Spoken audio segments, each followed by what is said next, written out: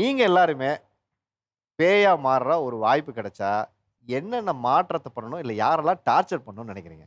நான் முதல்ல பேயா மாறுனேன்னா, இந்த மாரி பேய் விரட்டணும்னு நெனைக்கிறவங்கலாம் முதல்ல அடிச்சு ஓட விடணும். அத பண்ணிட்டோம்னா அப்புறம் இருக்கா இல்லையான்றது தெரிஞ்சிரும்ல சார். ஆ. அவங்க எவ்வளோ பவர்ஃபுல்ன்றத காமிச்சு பண்ணிக்கிறட்டும். எல்லாரும் மேக்ஸிமம் சொல்றது மிட் நைட்ல 1 மணிக்கு ஒண்ணுக்கு இருக்க போயில தான் பேய்கள் வந்து ஒரு உருவம் அப்படி தெரியுது. இந்த ம். மூலையில வருது.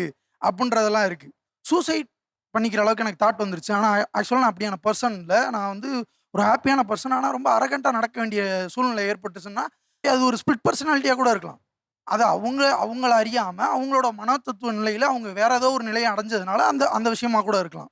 நான் ஒரு இடத்துல பார்த்தேன். அதனால நான் நம்புறேன் அப்புட்ன்றது பொது தளத்துல அது ஏற்புடையதா இருக்காதுன்ற மாரி என்னுடைய கருத்தா இருக்கு. இன்னொன்னு அறிவியல் எத சொல்லுதுன்னா, எல்லாரும் ஒத்துக்கக்கூடிய கருத்தா அது இருக்கணும்.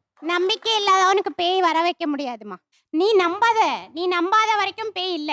நீ நம்புனியனா பேய் இருக்கு. இல்ல, இல்ல, ஆன்மா நான் உன்கிட்ட சொல்றேன். இருக்கு. இல்ல. இல்ல, இல்ல.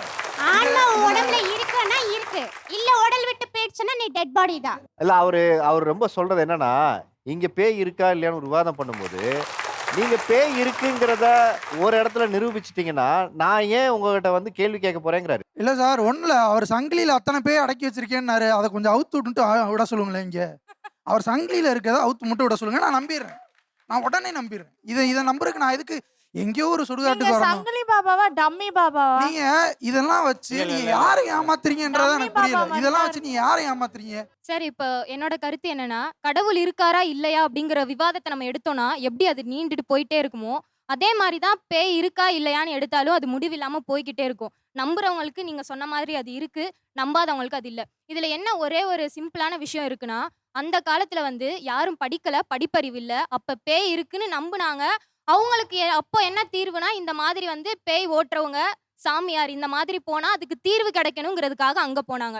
இப்போ படிப்பறிவு வளர்ந்துருச்சு, நம்ம பகுத்தறிவு வளர்ந்துருச்சு, யோசிக்க ஆரம்பிச்சிட்டோம். இப்போ சைக்காலஜிஸ்ட் இருக்காங்க. இப்போ இதுக்கு தீர்வு இவங்க கிட்ட போனா அது சரியாகும்னு நம்புறோம். அதனால நம்ம போறோம். அதுதாம்மா. காலப்போக்குல நம்மளோட நம்பிக்கைகள் மாறுது. அதுதான் இங்க ஒரு விஷயம். இந்த விவாத நிகழ்ச்சியே எதற்காக அப்படின்னா, பேய் நம்பிக்கைகள வளர்த்தவோ, அதே நேரத்துல மூட நம்பிக்கைகள சார்ந்து நீங்க வழிநடத்தவோ இல்ல.